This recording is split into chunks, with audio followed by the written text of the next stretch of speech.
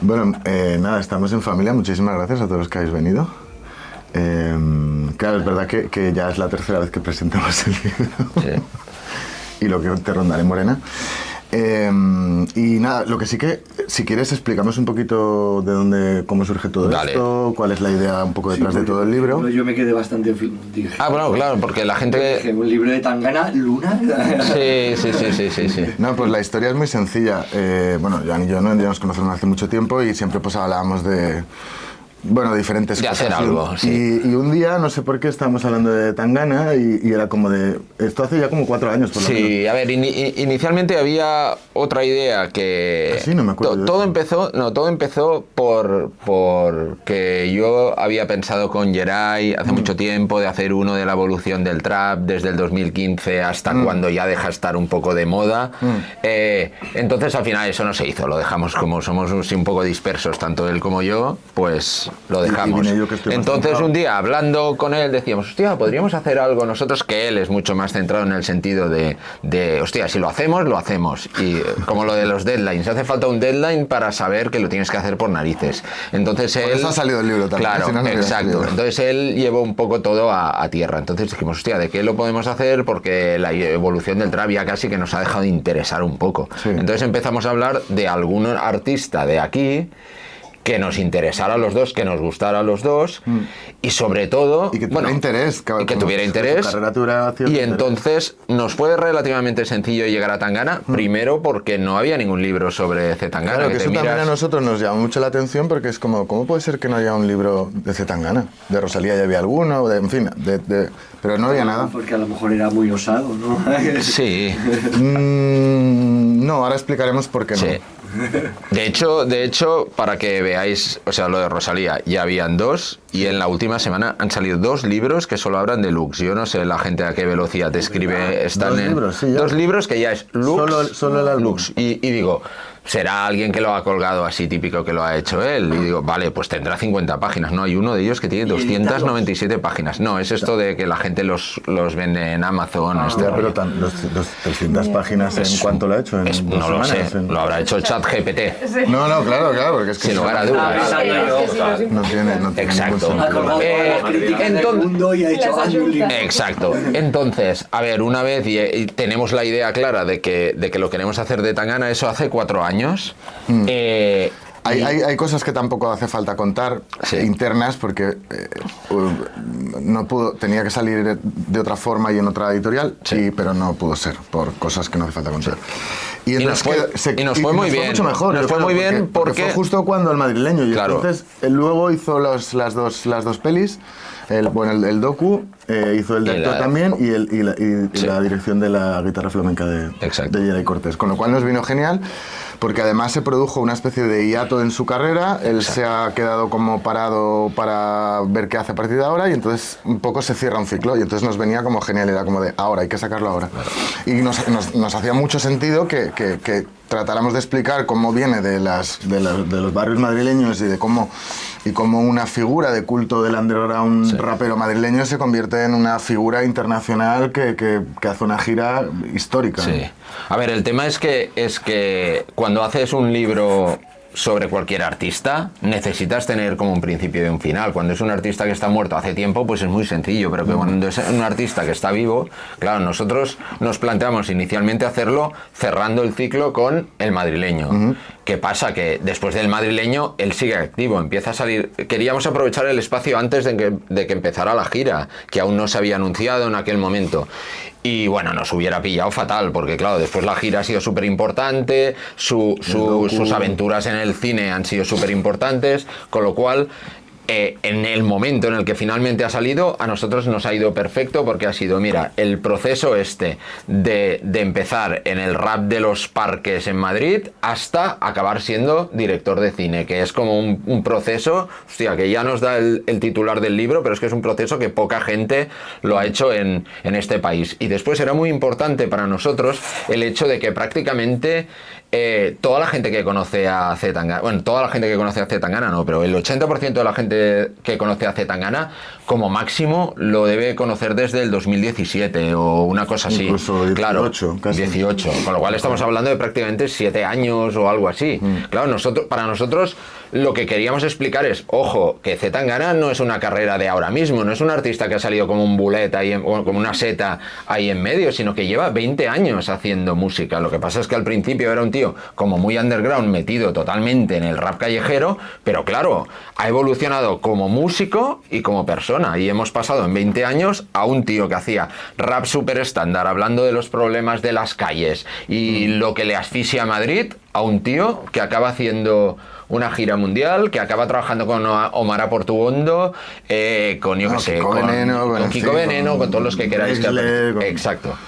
Y claro, y luego otra cosa muy importante también, y esto lo decimos con toda la humildad del mundo, pero no existen este tipo de libros. Es decir, normalmente en la crítica musical o los libros sobre música generalmente siempre son o una biografía, una autobiografía, o un libro, o una historia oral, pero este tipo de libro tan poliédrico, nosotros claro, entendíamos que un artista que tiene tantas aristas necesitaba muchas visiones diferentes, y entonces pues hay una visión desde Madrid de Luis M. Maínez, de Adriano Macheo desde Latinoamérica, qué ha significado, ¿no? Bueno, sí, y entonces entendíamos que tenía que tener que tenía que ser muy poliédrico, y que teníamos que considerar no solo la parte musical, sino también pues las vinculaciones con el arte contemporáneo, la arquitectura, la moda, la publicidad, y luego también la parte visual. Y al final, no sé si lo habéis visto, pero al final también le pedimos a mi amigo Pere Ortín que nos hiciera, él hace una cosa que se llama periodismo dada, y entonces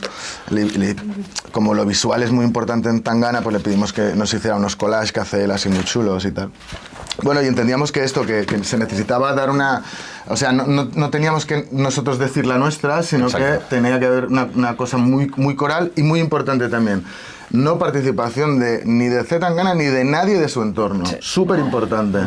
O sea, para nosotros era importante no hacerlo con C. Tangana, porque si tú haces un libro, que no sé si hubiera accedido al final a hacerlo, pero el caso es que sí que le conocíamos de antes, con lo cual se podía haber intentado, pero el tema es que cuando está un artista implicado, solo quiere que expliques lo que a él le interesa. Lo bonito. Y entonces, exactamente, y lo explicará a su manera. Entonces nosotros queríamos que cada persona porque obviamente lo que ha dicho José en el libro, aunque los editores somos yo... ¿Por qué me sigues llamando José después de 15 años? Pepe. Es que siempre es igual. Pepe y yo hacemos buena parte del libro, hicimos toda la edición, todas las secciones que tenía, los temas diferentes que se tenían que incluir en el libro, pero después cada parte en concreto fuimos a alguien que era como un poco más especialista. Por ejemplo, ver desde aquí cómo ha ido Sin Cantar y Afinar la gira en Latinoamérica, pues bueno, lo puedes hacer tirando de internet y todo eso, pero claro, Adriano Maceo, que vive en Buenos Aires, lo ha visto 2 veces en Latinoamérica en sitios diferentes,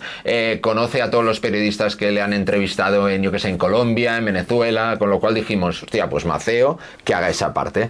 Después, por ejemplo, pues Dani Grandes, que es director de cine, bueno, joven, pero es director de cine, ahora está con la segunda película, dijimos, hostia, pues que él, que hace una especie de mezcla entre ficción y realidad en sus películas, pues que analice un poco el documental, no el de Higuera y Cortés, sino el de la ambición. Y así se fue haciendo un poco todo. Fue como súper orgánico en realidad, porque lo tuvimos bastante claro, como que las miradas que tenía que haber, quiénes eran las personas, y luego Exacto. también yo creo que supimos ser lo suficientemente humildes para saber lo que hacemos bien y lo que hacemos mal. Y entonces, pues Joan controla mucho más la parte musical del principio y tal, y yo me he centrado más pues en la parte de la construcción del ídolo, todo lo que tiene que ver con una visión cultural, y que tiene que ver también desde la publicidad, el marketing, la promoción y la idea de fenómeno, ¿no? Entonces nosotros sabíamos que solo éramos las personas adecuadas para hacer esto, y lo otro lo teníamos que encargar a otras personas, y la verdad es que fue todo súper orgánico. Y ahí tiene razón Joan, que yo fui el que se puso, es como, no, esto tiene que hacerse en estos términos, en estas fechas, no sé qué, y gracias a eso salió, porque si no, no hubiera salido nunca. Lo que dentro de todas estas visiones externas que decimos, además de la gente que hace los capítulos, sí que a quien sí que quisimos ir es a Refri, que había trabajado con él, a Niño de Elche, porque yo creo que es un personaje un poco satélite, que es muy importante también en cierto momento de la trayectoria de Tangana, y después obviamente a Alice, que Alice es un poco un ejemplo parecido al suyo. Es un artista que viene de hacer underground prácticamente y hacer electrónica y no tiene nada que ver con eso, a convertirse en una estrella, a ganar Grammys, etcétera, etcétera, gracias a trabajar con Tangana. Y después había una cosa que nosotros queríamos reflejar, igual os suena más estúpido, pero la idea es que C. Tangana es un tío que aunque sea muy chulesco, aunque siempre esté ahí un poco en primer plano, hace una cosa que no acostumbran a hacer todas las grandes estrellas del pop rock, que es, a ver, no sé cuáles de vosotros fuisteis a ver la gira de Sin Cantar y Afinar o habéis visto... Bueno, el caso es que siendo él el protagonista, en prácticamente, yo que sé, la mitad del show, él no es el protagonista. La cámara principal enfoca a, yo que sé, a Niño de Elche, a Víctor Martínez, que Víctor Martínez, sí, ayer hay cortes, o sea, la cámara pasa totalmente a enfocar a otra persona que es la protagonista absoluta en ese momento, porque es quien aparece en las pantallas, quien tiene sus 5 minutos de protagonismo dentro del show. Entonces es un tío que siempre la gente que ha trabajado con él, todo el mundo lo sabe, o sea, todo el mundo cuando empezó a trabajar con Alice, él fue el primero que dijo, no, todas las bases son de Alice, Alice es una máquina, incluso cuando antes de morirte, porque Rosalía la conocía en ciertos ambientes, pero en otros no, entonces él, Rosalía, que bueno, en aquel momento eran pareja, pero ese es otro tema. Entonces nuestra idea era un poco parecida, era, hostia, pues hacemos lo mismo, confiamos en otra gente para que ellos se encarguen de la parte que realmente controlan, y entonces fue un poco una especie de... la gente que sabe más que haga y coge el vermutillo y otra vez que aún queda y así les... No, ahora que estabas diciendo eso, por ejemplo, no sé si habéis visto el documental de la gira, pero además en un momento determinado se dice algo así como de, es que en esta gira hay demasiadas estrellas. Sí. Claro, o sea, alguien que no tenga miedo a rodearse de gente infinitamente más talentosa que él y que tire para adelante, pues no hay muchos artistas de ese estilo. Y nosotros queríamos... Al principio decía Joan que, claro, la mayoría de la gente conoce solo la última parte, digamos, de la carrera de Tangana. Y parece, si lo ves desde fuera, parece que esté todo como milimetrado y que todo le ha salido genial y no es verdad. Entonces, nosotros lo que queríamos reflejar es dos cosas muy importantes. Primero, que todas las diferentes reencarnaciones en su carrera habían huellas ya que él iba dejando por allí, ¿vale? Habían señales en diferentes canciones, cosas que iba haciendo. Y luego dos, que tenía... que la médula espinal siempre está ahí, parece que sea muy, muy diferente, pero no lo es, y explicar también, muy importante, el concepto de fe. Es un tío, a ver, ya Tangana ya lo habéis visto. No la fe de Lux, No, la fe en uno mismo. A ver, Tangana, un tío guapo no es, ¿vale? Cantar bien, no canta. Cantar bien, tampoco canta, y es un taponet el tío, o sea, quiero decir, o sea... A ver, tiene las cartas que tiene, ¿vale? O sea, pero las ha sabido jugar muy bien. Y entonces es como ese rapero madrileño que es un rapero de culto en Madrid, casi se podía haber quedado en ese tipo de artistas de culto minoritarios, pero muy respetados, ¿no? Y se podía haber quedado ahí. Como pega el salto y se lo cree. No sé si recordáis el vídeo de Alligators, bueno, sale él haciendo publicidad de Lacoste, que no se le había pagado Lacoste. O sea, le hacía toda una cosa súper exagerada, ¿no? Pero él dice, no, yo quiero mandarle un mensaje a las marcas que es, podéis confiar en mí. Pero me estoy jugando que todos los raperos de Madrid me digan, eres un vendido, tío. Y me quedé sin público. Que ya pasó, que mucha gente... Bueno, pero luego lo fue un poco recuperando. Sí, lo recuperó. Y cuando saca Antes de morirme con Rosalía, podía haber perdido todo el público que tenía. Sí. Porque de repente está haciendo una cosa radicalmente diferente de las barras que hacía con Crema y con Agoracén y tal. Y eso, tienes que tener una fe en ti mismo que es como... Y se la podía haber pegado, pero Mala Mujer. Cuando saca Mala Mujer se podía haber pegado un trastazo. Podía haber perdido todo el público que tenía del rap y no conseguir el público nuevo. Porque ¿cuántas veces hemos visto que las discográficas intentan lanzar las carreras de montones de músicos con una canción y se va al traste y no va a ningún lado por mucha campaña de publicidad? Y a él le podía haber pasado un montón de veces. Pero el tío dijo, yo quiero vivir de la música, quiero triunfar, quiero que las marcas salían conmigo y quiero ganar pasta. Y lo dijo clarísimamente, quiero ganar pasta. Eso, en la escena que tú la conoces mucho mejor que yo, del rap de los 90 y principios de los 2000, que se regía por la autenticidad máxima de aquí no se vende nadie al capital, hay que tenerlo bien puestos para hacer esto. Y la cosa es que le salió bien, porque le podía haber salido fatal. Sí, porque, a ver, nosotros siempre decimos que es un tío que ha arriesgado muchísimo y la podría haber cagado y ha tenido la suerte de que las cosas le han ido bien, pero el caso de Mala Mujer, que ahí es cuando sí que trataba aún con él, y él mismo lo dijo, en plan, hostia, saco un tema la semana que viene que o gano muchos fans o pierdo los que tengo. Y entonces cuando oímos Mala Mujer dijimos, hostia, claro, ahora entiendo la historia. Ya pasó un poco antes, cuando él pasa de Crema a Zetangana y cuando ya publica Loves, que es en el 2012, que ahí es un tío que viene de hacer rap de la calle de Madrid y lo difícil que es vivir en la ciudad y todo este rollo, hacer un disco que las letras son la mitad de dinero y de amor. En plan, bueno, despechado un poco todo eso, este rollo. Claro que dices... El despecho es un motor creativo muy interesante en la obra de Zetangana. Y podría haber perdido a parte del público, pero ganó, no perdió a mucha parte del anterior y ganó a otra. Y después lo de los errores, por ejemplo, la gira de... Cuando por ejemplo, se critica mucho a este tipo de artistas, lo de que, claro, está en una multi y entonces hay un montón de pasta y se puede permitir lo que quiera y tal. A ver, yo pongo el ejemplo, o ponemos el ejemplo de la gira de Sin Cantar y Afinar. O sea, una gira... Si habéis visto el documental, ¿habéis visto el documental? Sí. Vale, y ya sale desde el principio que es una gira en la que se pierde dinero. Millones. Mucha pasta. Millones. ¿No crees que es No, es exagerado seguro. Sí. Bueno, un poco exagerado, vale, pero...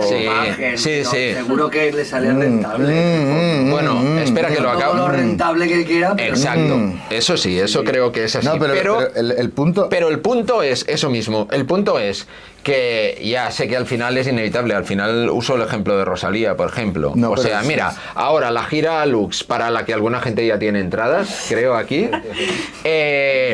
A ver, si los primeros conciertos se pierde dinero, en los primeros conciertos no cancelan, pero cambian todo el proyecto. O sea, cambian el proyecto porque es una aventura que no puede perder dinero. Entonces, Tangana podría haber dicho, hostia, pues como no salen bien del todo los números, puedo reducir el formato y todo. Y no lo hizo. Dijo, estos conciertos son así y hago estos conciertos. Después ya me olvido. Pero ahora hay que hacerlos así porque es la...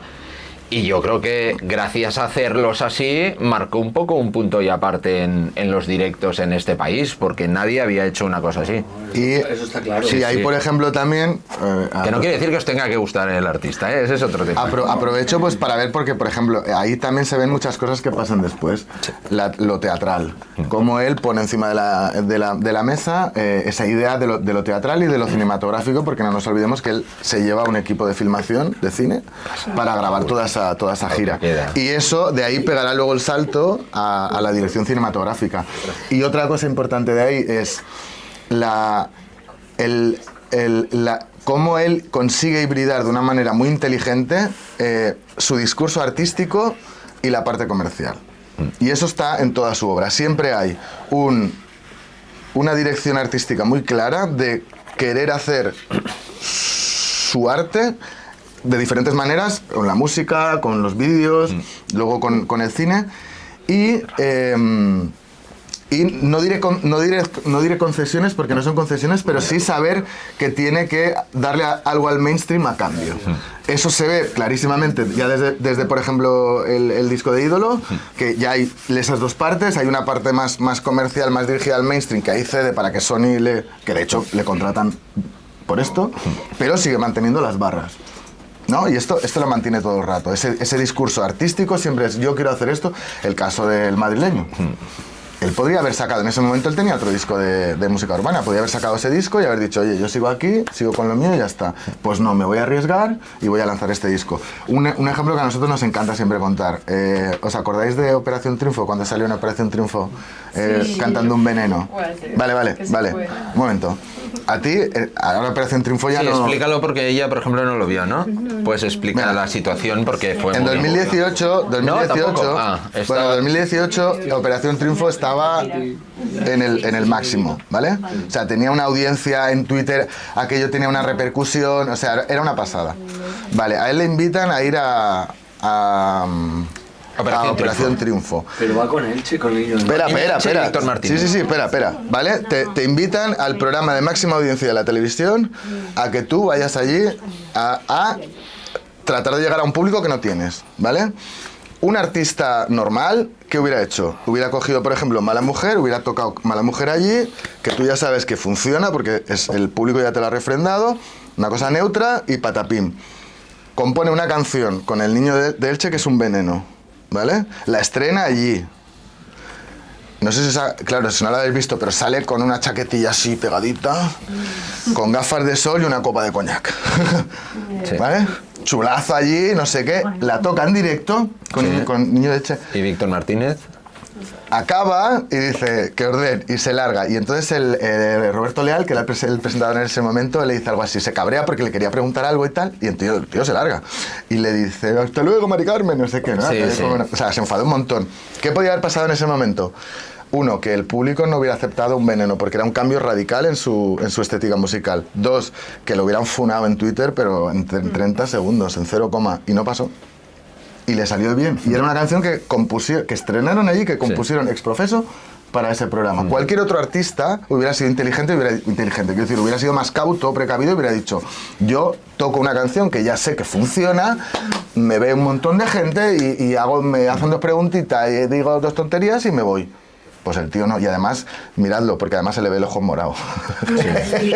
Se le ve el ojo morado y le ponen maquillaje, pero no se le acaba de ir. O sea, ¿sabes? Macarri ya no sé qué, en plan el ojo morado es como de ¿qué ha pasado, tío? O sea, ¿sabes? Claro, pues eso a nosotros ese tipo de cosas nos interesan un montón, porque nos hablan de un tío que casi a veces toma decisiones suicidas. Y se podía haber ido su carrera, pero al carajo, pero totalmente. Bueno, desde luego esto fue, yo creo, la pataleta de decir, Sony me ha metido en este programa, yo voy a hacer lo que me sale de los cojones, ¿no? No te lo compro eso. Y no le salió bien. Le salió bien, sí. Era una protesta, es decir, puso una canción que no era su single, no sé, ¿eh? ¿Tú crees que si no hubiera estado convencido de que tenía que tomar esa deriva en su carrera, lo hubiera hecho solo por enfrentarse a Sony? No por enfrentarse a Sony. Sony me ha forzado a estar en el programa. Sí, no voy a hacer lo que se espera. Pero es que él pero él podía haber dicho no voy. No, pero hay contratos. Eso. Yo lo veo más complejo, de verdad, sí. Mira, Sony dice, te hemos sacado la posibilidad de estar en Operación Triunfo, tienes que ir y tocar una canción. Quien lo aprovecha, rebotado. Exacto. Y bueno. De todas maneras, aunque haya varias capas más de complejidad, el hecho que es muy interesante es que por alguna extraña razón Tanganita ha tenido siempre una carambola que lo flipas. Sí. Porque por ejemplo, por ejemplo, ¿por qué no la han cancelado nunca? Y tiene, tiene... Bueno, le cancelaron un concierto, pero le podían haber... Un concierto en Bilbao, pero... Sí, en Bilbao. Pero ya está, pero no... Porque la acusaban de machista. Que la acusaban de machista. Sí. Sí, es verdad. Sí.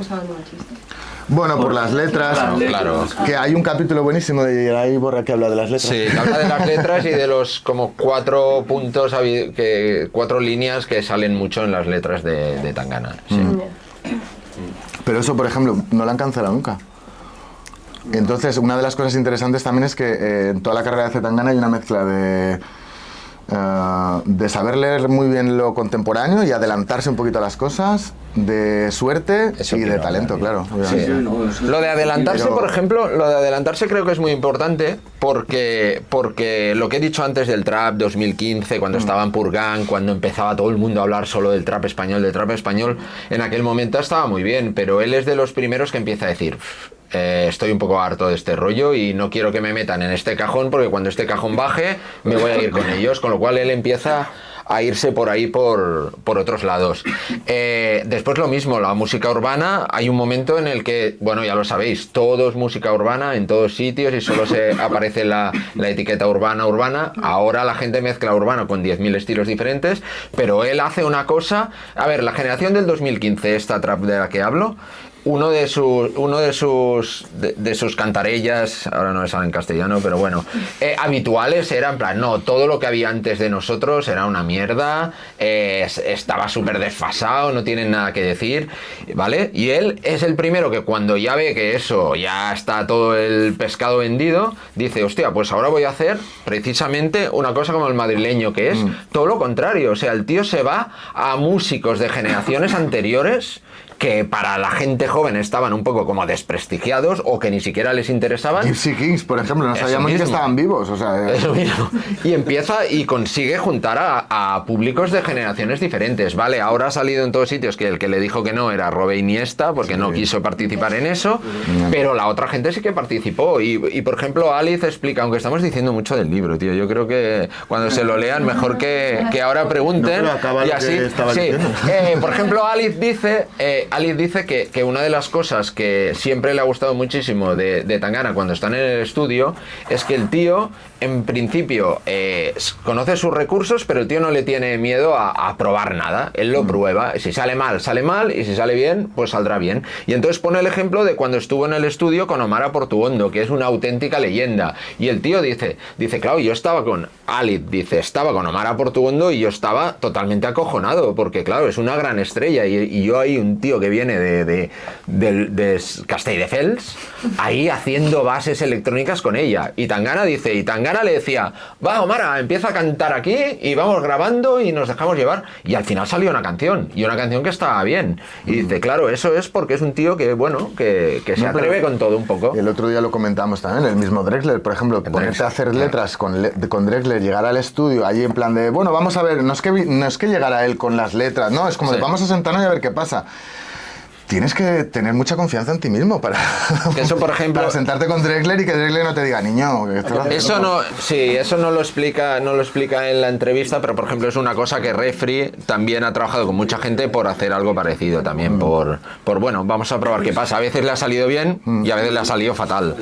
Bueno, pero Tangana de momento la suerte es que siempre le ha salido bien. Más o menos sí, le ha salido. Bueno, y Tangana lo que demuestra con el madrileño es muy inquieto para mucho estilo musical y además conoce, porque en el documental se ve precisamente que el tío se ha pegado una serie de escuchas de...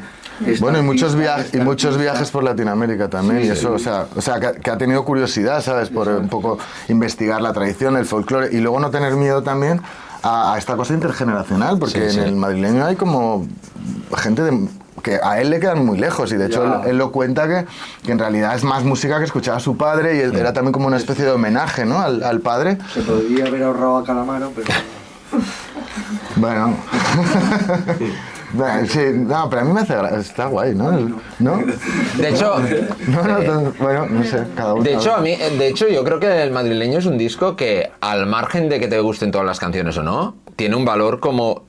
¿Sabes? Como el concepto y lo que hizo. Por ejemplo, de hecho, a mí muchas de las colaboraciones son las canciones que menos me gustan del disco, pero es que el valor que tiene es lo que hizo, ese experimentar y que se atreviera a mezclar las generaciones. Que luego, por ejemplo, mira, otro ejemplo de qué es lo que se puede ver. Como un tributo, ¿no? Sí. Pero esto, por ejemplo, también, esto podía haber sido un desastre. Sí, claro. O sea, podían haber las colaboraciones haber salido mal, ser un churro, o sea, ¿cuántas canciones conocemos? Mira, estaba para ti. La colabo que hicieron Seguridad Social, el otro día conté lo mismo. Seguridad Social con Bruno Lomas. Bueno, se habló, dijimos cuál era peor y salió una persona del público que dijo, hombre, sin duda la de Taylor Swift con David Bisbal, pero es que yo no la recuerdo. Pero hay una colaboración de no sé dónde, eso dijeron. Eso dijeron. No sé. Pero que bueno, pero que es muy fácil, digamos, que colaboraciones así un poco de gente que no se conoce y tal salgan mal. Pero mira, por ejemplo, el madrileño se adelanta a un discurso público de qué significa ser español, que luego estuvo en los medios durante los 4 o 5 años siguientes. El madrileño se adelanta a eso. El madrileño resignifica toda una serie de códigos ibéricos que nos dan vergüenza y que eran absolutamente casposos. Por ejemplo, la mesa camilla de las abuelas. Bueno, sí, si habéis la gira, en el documental sale, si no visteis los conciertos. En los conciertos está todo lleno de mesas camillas y dignifica todo eso, ¿no? Mucho antes de que todos los partidos políticos empezaran a pelearse con la batalla cultural de que es el español y los signos y no sé qué. Pues eso él lo hace muchísimo antes.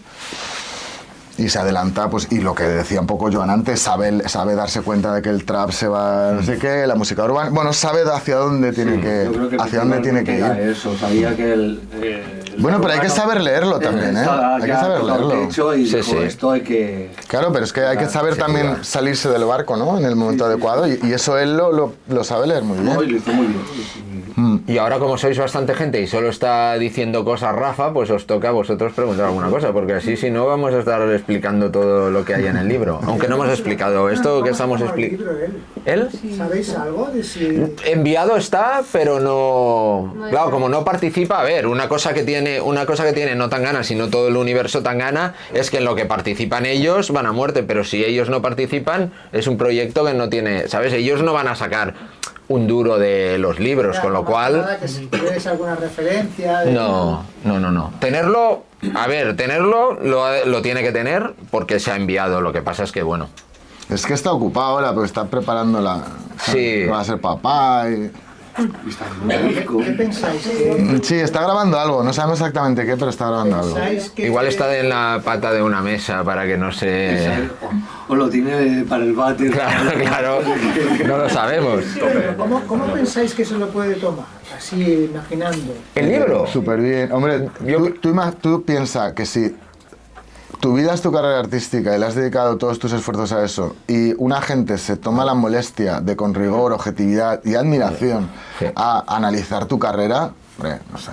Hay pocos momentos que en el libro que digamos cosas como, hostia, aquí esto mal. Hay muy pocos momentos. Solo un concierto de Radio 3. Sí. Que es horrible, que lo podéis ver en YouTube. No suena bien. No, es muy interesante porque... una de las tesis, si podemos decir, del libro es que la carrera de Zetangana, todo para él, y esto no, tú no estabas el otro día, lo contraponíamos con Rosalía, ¿no? Para la idea de la obra, de lo que es obra, ¿no? Y para él todo es no sé lo que iba a decir. El concepto que ¿Esto ibas a decir? No. Es que como no estaba, no sé. Es que claro, es que no quiero contar porque es que hemos grabado otra cosa y no quiero explicar vale. Era el concierto de Radio 3. Vale, sí, vale. Vale, lo performático, vale. Sí. Es que tampoco quiero meterme demasiado con Rosalía, pues no va a parecer que... Pero bueno, con Zetangana todo es una performance, ¿vale? Lo cual no significa que sea malo. Significa simplemente que él pone el énfasis en una serie de atributos o características de su personalidad, pero que ya están. Simplemente en cada una de las reencarnaciones le pone un poquito más el foco. Y entonces él lo que hace es construir un personaje. Que él ya lo tiene, pero con las diferentes reencarnaciones lo construye. Y entonces hay un momento en el que él acaba de sacar el 10-15 y se lo cree, pero no se lo acaba de creer del todo. Y hay un concierto de Radio 3 en el que a él se le ve como que el personaje todavía no está. No está el personaje y se le ve tímido. Y es de las pocas veces que se le ha visto a él como titubeando. Pues siempre sale como chulazo, tal, no sé qué, tal, súper seguro, no sé qué. Y en ese concierto es súper interesante porque se ve que la construcción del ídolo todavía no ha cuajado, ¿sabes? Y luego a los meses ya lo ves en actuaciones y ya está tal. Pero es súper interesante porque... Y entonces nosotros, claro, lo que explicamos es cómo ha construido ese ídolo. ¿Qué estrategias ha utilizado? ¿De qué fórmulas ha servido? Bueno, hay muchísimas cosas, pero desde la viralidad, los beefs, la estrategia de los videosingles, el jugar por un lado con el mainstream y por otro lado con el underground, una cosa que en marketing y comunicación se llama el planning, que es como de controlar tu mensaje para que llegue a los públicos adecuados, mira, esto lo puede contar Joan, vehicular el mensaje en los medios adecuados, con las personas adecuadas, y esto os lo puedo contar Joan porque nosotros, Loves es un disco que aparece en el 2012, que el tío ya lleva años haciendo música, entonces nos propone él directamente estrenarlo en Mundo Sonoro. Y entonces decimos, hostia, hay medios especializados en hip hop, ¿por qué vienes a Mundo? Y él mismo nos dice, a ver, a mí, además del rap, me gustan, y usa el ejemplo, dice, me gusta mucho Beach House. Y dice, en Mundo Sonoro sacáis mogollón Beach House, y digo, hostia, si a mí me gusta Beach House, la música que estoy haciendo ahora le puede también gustar a la gente que le gusta Beach House. Y entonces hacemos el estreno ahí, y él mismo hay un vídeo en el que lo explica en... no sé en qué programa era. Ah, no, fue en el Vime, y él mismo explica, hostia, que él siempre ha ido abriendo puertas, y que el momento en el que abre la puerta en Mondo, no porque ahora yo esté aquí, pero quiero decir, tomadlo como una cosa aparte. La puerta que le abre Mondo le abre otro tipo de públicos que no sabían prácticamente ni quién era. Y el tío lo tiene claro porque dice, hostia, esta puerta la tengo que abrir para ir a otros públicos. ¿Ha sido portada el Mondo? No, fue portada con Agoracein. Que Agoracein... El Mondo no se ha abierto a... No, sí, ha salido muchísimo. Esto Loves creo que fue el tercer disco del año, de su año. Pero ha sido portada. Y no. Y después, no, porque fue Agoracein en medio. Entonces en 2016 Agoracein es un colectivo en el que hay hasta 6 personas, eran 3, 4, hasta 6, que eran en Madrid súper conocidos, y era un poco la idea de los colectivos de rap de fuera. No era como los españoles de los 90 del Club de los Poetas Violentos y todo eso, era otro rollo, como mucho más, uno es más pop, el otro es más rapero, el otro es solo DJ, era más este concepto. Y entonces publican un disco que es Siempre, que es un poco como el cierre de la etapa que habían estado haciendo juntos, y ahí es cuando hacemos portada. Porque hay otra cosa, que aunque Tangana trabaje con Aliz, con Víctor Martínez, con toda esta gente nueva, hay gente que empieza con él desde el principio, como Kigo. Kigo es el manager que aparece en el documental, empieza a trabajar con él cuando Agoracein. O por ejemplo Fabiani, que es uno de los miembros, uno de los productores de Agoracein, también trabaja con él desde el principio. De hecho van cambiando los dos de nombre, porque como empiezan muy críos, cuando Tangana era Crema, ahora no me acuerdo cómo se llamaba Fabiani, tenía un nombre horroroso, ahora no me acuerdo. Y claro, iban pasando etapas, y él también cambia de nombre porque son como una reencarnación. Pero mira, por ejemplo, ahora que estabas mencionando... Y David quiere hacer pregunta ahora también. Vale. Sí, di. No, solo un detalle de muchos, porque ha venido ahora al hilo. Agoracein entiende que el audiovisual es súper importante. En aquel momento los vídeos eran horribles, y ellos hacen un vídeo profesional que se producen ellos, que es Bésame Mucho, y ahí ya sale Tanganita en un yate allí, que a saber de dónde lo sacaron, ¿sabes? Pero ya tienen muy claro que lo visual es súper importante, ¿no? Sí. O sea, y eso es una de las huellas, de ejemplo de cómo todo estaba ya antes, no es que salga de la nada, es como de, esto lo puedes ver aquí, esto aquí, esto aquí, esto aquí. Bueno, ahora sí, a raíz de esto también, lo habéis ido diciendo, el tema del marketing, todos los factores que han influido en el éxito y en que Zetangana llegue donde ha llegado.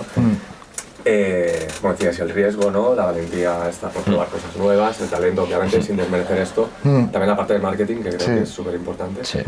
Hay un libro, ahora que mencionabas lo del yate, un libro sobre Julio Iglesias. El de Laguna, claro, el de Hans Laguna, ¿no? Sí, buenísimo, de la construcción de toda Latinoamérica. Marca, él como personaje, como marca, de hecho la agencia de PR es una muy potente de Estados Unidos, la de Julio Iglesias, que es la misma de Rosalía, y no sé si la misma que la de Zetangana, no sé. Allí no sé. No sé ahora, pero no recuerdo el nombre. Pero sí que el libro los compara, ¿no? Julio Iglesias con Zetangana en muchos aspectos, incluso la foto esta del yate, hay una foto de Julio Iglesias también con muchas.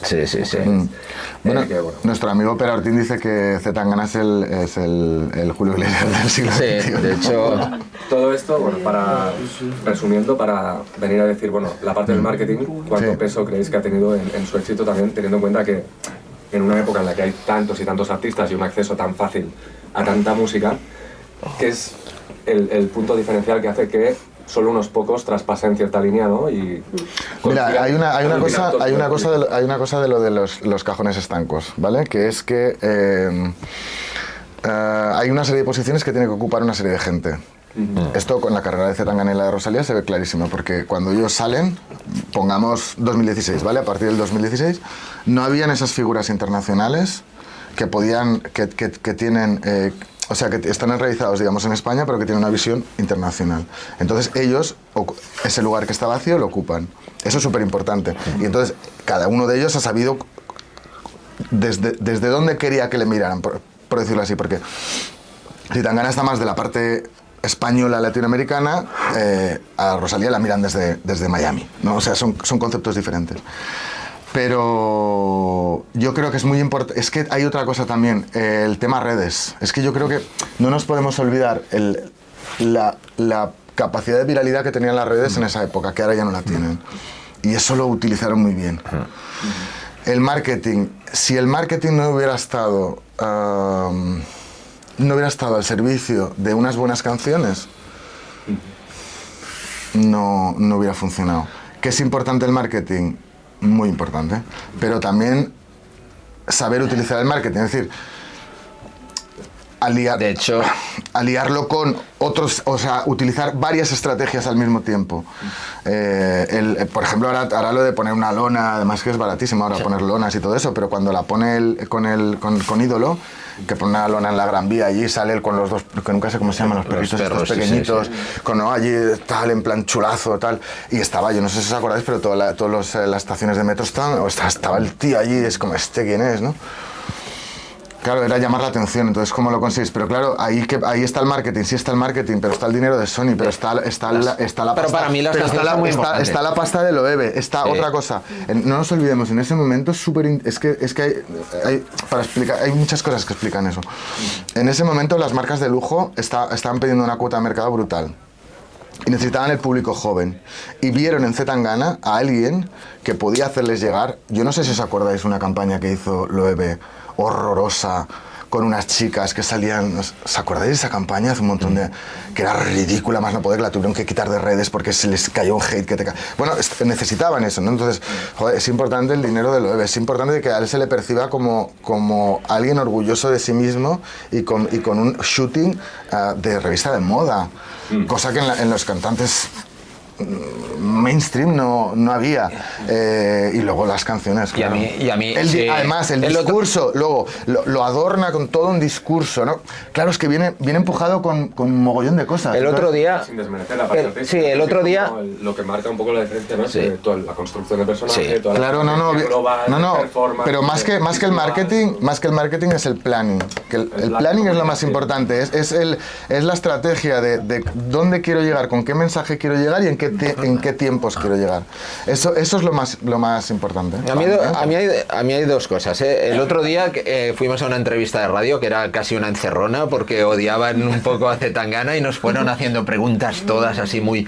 Y hubo un momento en el que el presentador nos dijo que realmente él creía que casi todo era marketing porque no había canciones realmente como memorables. Y entonces yo le dije, no, lo sé. Y entonces le dije, hostia, pero es que tú empieza antes de morirme es un hitazo. Para mí, canciones como Alligators es un temazo. Demasiadas mujeres es un temazo. Hay un montón de temazos que si no hubiera tenido esas canciones, no, por mucha campaña que hubieras hecho, hubiera sido un Flavor of the Month, que un tiempo funciona y después no. Y después hay una cosa que para mí es importantísima cuando ves a Tangana en directo o en las fotografías, por ejemplo, que es un tío que, lo que decíamos, no cantará bien, que es bajito, lo que quieras, pero es un tío que tiene carisma. Entonces yo he visto Tangana desde tocar en el Apolo 2 o en la Fabra y Coats hasta el Sant Jordi, y es un tío que ya en Apolo 2 tú le veías y tiene carisma. Entonces es algo que se contagia, y hay artistas que lo tienen y hay artistas que no. Yo qué sé, de la generación un poco urbana, o sea, para mí hay una gran diferencia cuando ves, por ejemplo, a De La Fuente en directo, que es un tío que tiene un carisma como especial, o cuando ves a Quevedo. Quevedo es un tío que tiene las canciones de éxito, pero que no tiene carisma. Con lo cual... Es una meba. Con lo cual es muy difícil que un artista que no tiene carisma, cuando no sea capaz de reinventarse, es muy difícil que quede ahí como su nombre. Entonces hay un montón de artistas en la historia del rock, del pop y del trap y del rap y de lo que quieras, que se han olvidado directamente por eso, porque al margen de las canciones no tenían una presencia, un carisma lo suficientemente importante para que dijeras, hostia, este tío es una estrella. Mira, yo voy a decir solo una cosa, ¿vale? Esto se puede ver en Instagram. ¿vale? Cuando una pareja rompe, ¿qué canción ponen? Y da igual de la generación que sea. Tú me dejaste de querer. Tú no, tú ya sabemos que tú no la pones. Pero quiero decir, mayoritariamente es una canción que sirve... Eso ya ha entrado en el acervo cultural contemporáneo. Eso está ahí. Y eso Rosalía no lo tiene. ¿Me puedes decir? No, sí, no. Yo tengo... Mira, esto no lo conté el otro día, lo cuento, ¿vale? Es que sí, sí. En realidad, Rosalía es un meme, porque es el... ¿Vale? Y Zetangana está en la memoria colectiva asociado a un sentimiento muy fuerte. Solo con esa canción, me refiero. Esa es la gran diferencia. Que nos gusta mucho, a mí Rosalía me gusta mucho sí, también, sin pero desmerecer, es otro tipo de artista. Aunque se compare tanto, porque son dos nombres que han salido en un momento parecido, bueno, han tenido éxito en un momento parecido y todo, yo creo que sí, es paralelo, pero es muy diferente. Mira, por ejemplo, tan sencillo como el ejemplo que he puesto yo antes, de que Tangana desde el minuto 1 sabes toda la gente que ha colaborado con él, porque lo dice siempre y porque en las entrevistas te habla de Víctor Martínez y lo importante que ha sido para dar el giro y tal.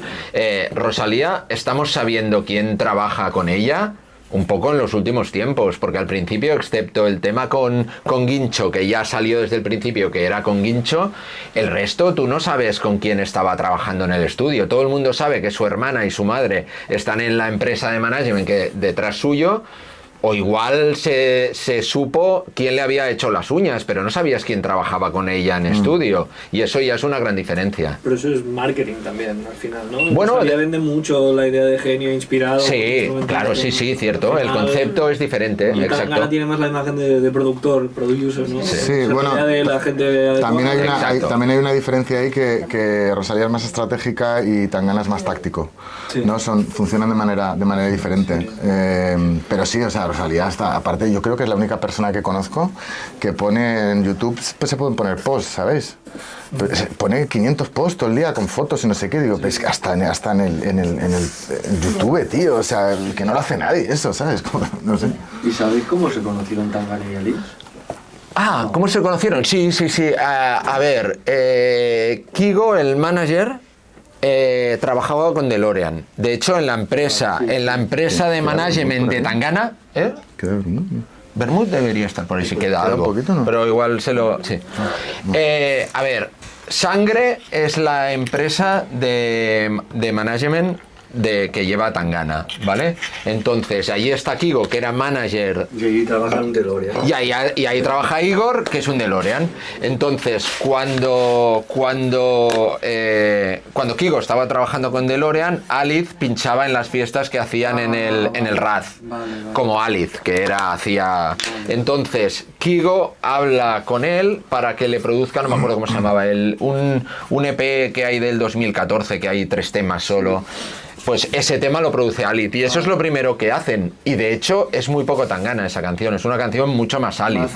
Sí. Y entonces esto sí que lo explica Alice, que entonces cuando están en el estudio son dos frikis que empiezan a hablar de música. Hostia, pues me mola esto y esta producción y este tema, entonces se tiran horas hablando de música y entonces es cuando surge un poco esa conexión. Vale. Sí. Y de hecho hay otra cosa que explico aquí, que es también muy anecdótico porque sale en el prólogo ya, pero es que cuando digo esto de que a Tangana le gustaban músicas diferentes y todo, yo conozco en persona a Tangana en la tienda Becore, en Gracia, en un concierto de Cálido Home, o sea, que es el grupo que tenía antes la Ana Andreu, y entonces dices, hostia, ¿qué hace ahí este tío? Pues mira, pues porque se trataba con músicos de escenas diferentes y al final le gusta lo mismo que le gusta a cualquiera de nosotros, no te tiene que gustar solo un rollo, ¿sabes? Yo qué sé, para mí es un poco hermana menor de toda esa gente porque no lo veo para nada comparable, pero por ejemplo Bad Gyal, su universo musical siempre está con lo del dancehall y los latinoamericanos, pero nunca oyes a Bad Gyal hablando de que le gusta otro tipo de música, con lo cual dices, bueno, no, los backgrounds no son los mismos. Y además le hicieron un documental horrible. Eso sí, el documental de... Muy malo. Mucha marihuana. Era ridículo, era ridículo. ¿Qué hacemos? Ya hemos hablado mucho. Si queréis preguntar algo más. Bueno, por mí, ¿cuál ha sido la dificultad más grande de hacer este libro? Que además han sido 4 años, o sea que... Sí. Bueno, no lo hemos hecho en 4 años, ¿eh? Vale. O sea, el proyecto inicial... O sea, una cosa es la idea, digamos, claro. pero cuando físicamente nos pusimos se hizo muy rápido. Sí. Vale. En realidad... 4 meses. Menos, no sé, o sea, realmente porque Joan y yo la verdad que no tenía Lo mucho tiempo lo más difícil, yo lo tengo clarísimo, es que cuando empezamos a hacer la escaleta, o sea, lo que es el índice del libro, fue... revisar toda la trayectoria y ver que no nos dejáramos nada. Y sobre todo que hubiera cosas que no salieran en 3 capítulos, porque uno lo tratara en las letras, el otro en Latinoamérica y el otro en la construcción del ídolo.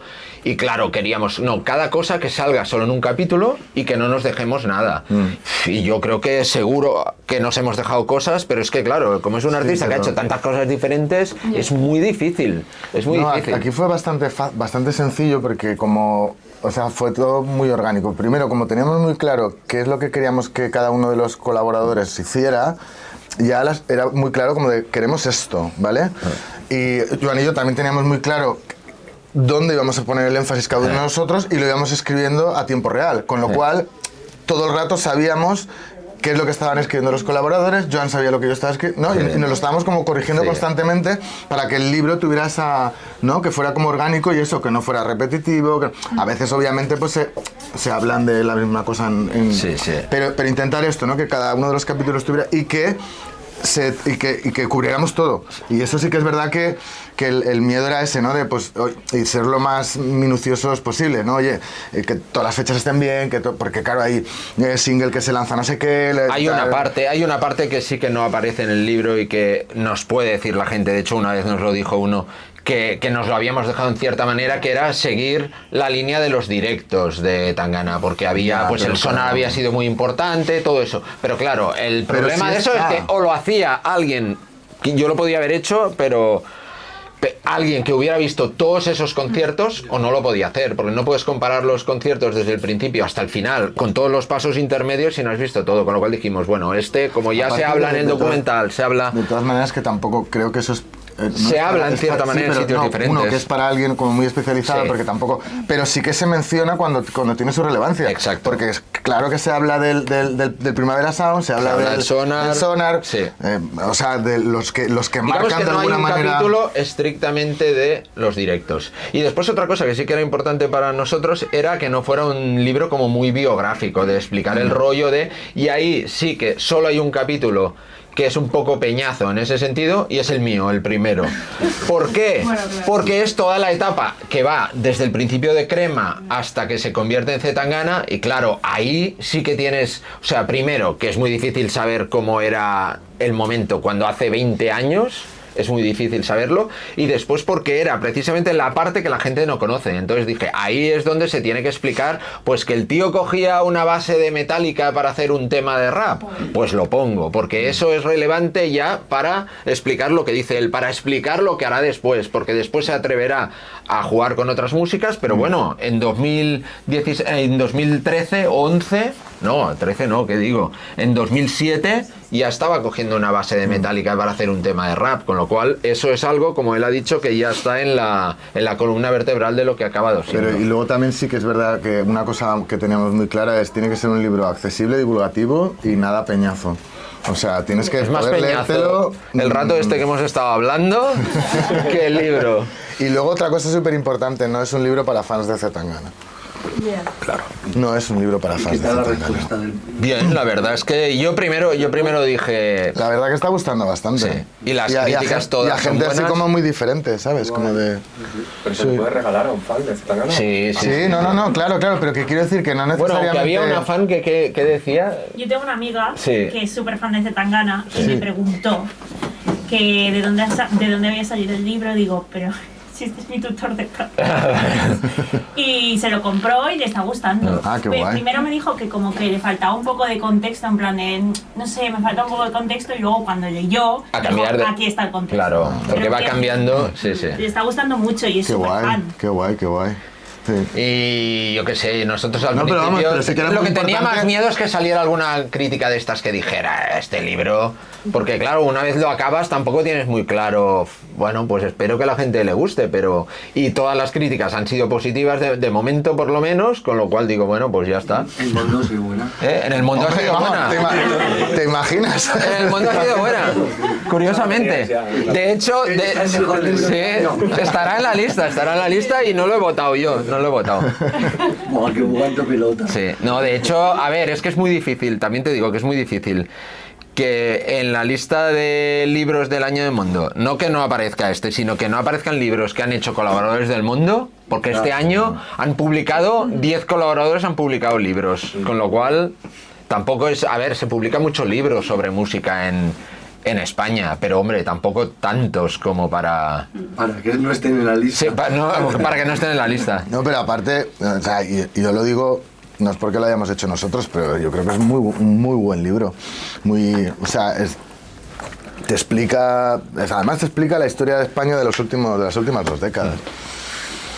Mira, os voy a... Nos han dejado bien, desde el rock deluxe hasta La Razón. O sea, claro, que el abanico es... Sí, no. Bueno, sí. Ok, diario. Ok, diario no... No ha salido, no le habrá llegado aún. No se lo hemos mandado. No se lo hemos mandado.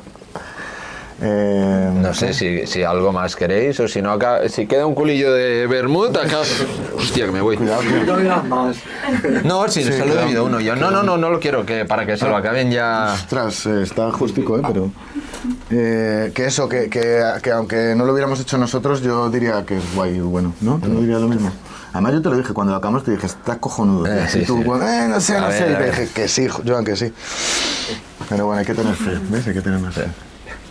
Bueno, no sé, muchísimas gracias. Espero que os haya resultado interesante. ¿Algo hayáis aprendido alguna cosilla? ¿No os hayáis aburrido mucho? No sé, ¿no? A ver, lo que está claro es que... Y ahora hay que poner alguna canción de Tangana, ¿no? Que antes la estabais poniendo, pero... Está sonando, sí. Vale. A ver, lo que está claro es que si eres fan de Tangana, te gustará el libro y a ver, si no eres fan, incluso si eres hater de Tangana, no te va a acabar gustando igual su música, pero vas a entender por qué, que ese es un tema que muchas veces sale en plan, hostia, no me interesa nada, es una mierda, pero bueno, pero si te explican un poco la historia, entiendes por qué algunos artistas llegan donde llegan. Hay un montón de artistas que a mí no me gustan nada, pero es que cuando leo sobre ellos digo, hostia, es que claro, tienen su mérito y si han llegado donde han llegado, pues también es por algo. No, sobre todo los que tienen trayectorias que duran, como en este caso, 20 años. O sea, los artistas que funcionan y que tienen una trayectoria que dura 4 años, pues bueno, puede ser simple casualidad, pero cuando tienes 20 años de trayectoria, no, ¿sabes? Puedes caer siempre de pie como él, pero algo hay. Sí, pero no puedes tener tanta suerte. Sí. Pero ¿creéis que, o sea, en una época de cancelación que vivimos ahora, ¿creéis que funcionaría, o sea, ha tenido éxito, pero tendría más éxito en los años 90, por ejemplo, o 80, que se podía decir barbaridades en la televisión? Porque lo de OT yo creo que estuvo cerca de haber podido ser. Sí, podía haber sido cancelado, o sea, que por época, a lo mejor ahora sería más probable que en 2018, pero... O sea, yo siento que me sabe mal porque a mí me gusta, pero creo que está como cerca de que cualquier cosa que diga próximamente puede ser motivo de... No estoy tan a favor de esta cultura de cancelación. Yo tengo una teoría. Pero espera un momento, que tengo un poco de duda. Dices que si hubiera salido en los 90... O sea, yo siento que en los 70, porque justo ahora coincidiendo con el de Ilegales, que es un documental y demás, él decía auténticas barbaridades de televisión y no pasaba nada. ¿Creéis que ahora... O sea, que le hubiese ido mejor incluso en esa época que ahora, que sí que todo se mira al dedillo? Bueno, yo solo digo una cosa y dices yo creo que no. Yo creo que es que Zetangana no dice tantas barbaridades. O sea, es más... Letras. Sí, pero es que las letras al final... hay muchas letras, mira, esto yo pongo ejemplos de que igual os lo he llegado a decir algún día en la oficina incluso.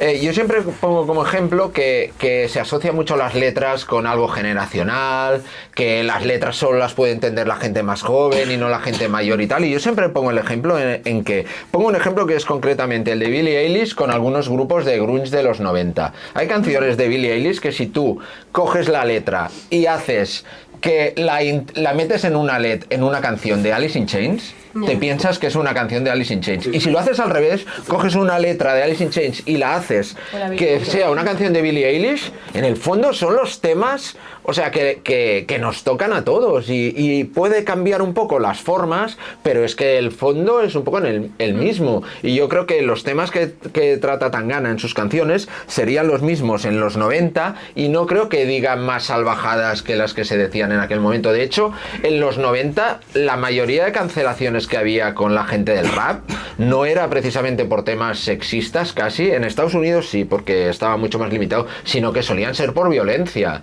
Solía ser más cancelaciones de gente que decía eso, mata a la policía, todo eso, que eso ha seguido pasando. Pero en aquel momento se cancelaba más por eso que no porque tuvieras letras, ¿sabes? Yo tengo una teoría que es que Zetangana representa lo mejor y lo peor de ser español, ¿vale? Por lo tanto, cuando tú lo ves cosas que te gustan y cosas que te disgustan. No ves todo que no te gusta, con lo cual no lo vas a cancelar. Es decir, siempre hay un punto en el cual empatizas. Digamos, lo coges por algún sitio.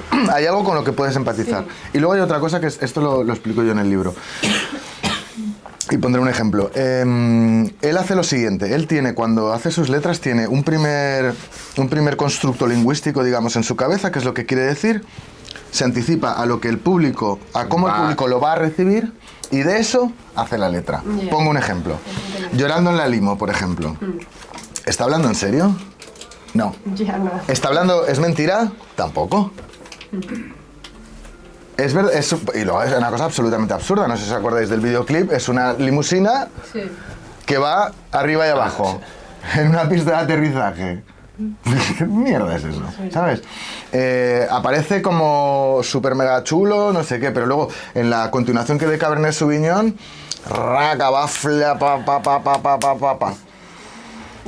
Y este ejemplo está como diciendo que en realidad la fama le pesa. No, pero sí. Pero ahí te lo dejas, sí. Claro, y entonces como hay esa especie de ambigüedad, o sea, no es tan literal, digamos, como otros artistas. Es el juego de los raperos. Sí. No, yo ese ejemplo a mí no me gusta mucho, y uso otro que es que precisamente Demasiadas Mujeres, que es una canción que se podría atacar por machista, en la misma letra de la canción el tío queda como soy aquí súper machito, he estado con 10.000, y después queda como un pobre hombre, porque hay momentos en la letra que dices, pero al final soy un desgraciado. Y eso, claro, lo mismo, sí. Era griego y sensible. Exacto. Pues es lo mismo, con lo cual es como. Pero claro, eso te hace empatizar eso. Sí. Claro. O sea que si, lo que viene a decir David es que si no os compráis el libro de Zetangana, compréis el de Hans Laguna de Julio Iglesias, porque está aquí también y es muy bueno. Sí. La única diferencia es que para el de Hans Laguna necesitáis unas cuantas tardes libres para acabarlo, pero está muy bien.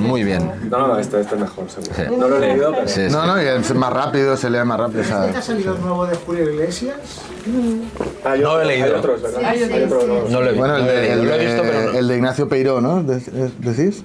Sí, es el otro. De asteroides. Sí. Creo que es como más oficial.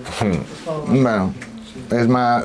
Bueno, sí. Bueno. Pero a Hans Laguna le llamó Julio Iglesias, Ah, sí, es verdad. Le llamó. Sí. ¿Para qué? Bueno, nosotros... Que bien, que tenía el libro que... Qué bien, ¿no? Qué bien. Bueno, porque...